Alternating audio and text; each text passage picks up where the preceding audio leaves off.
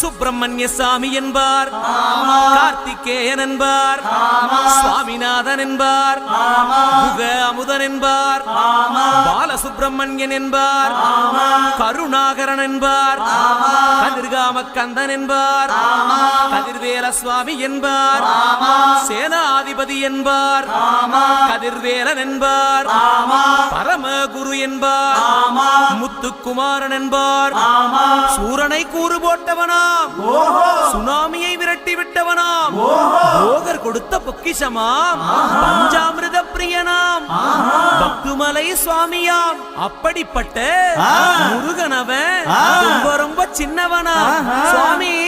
சின்ன சின்ன முருகைய சிங்கார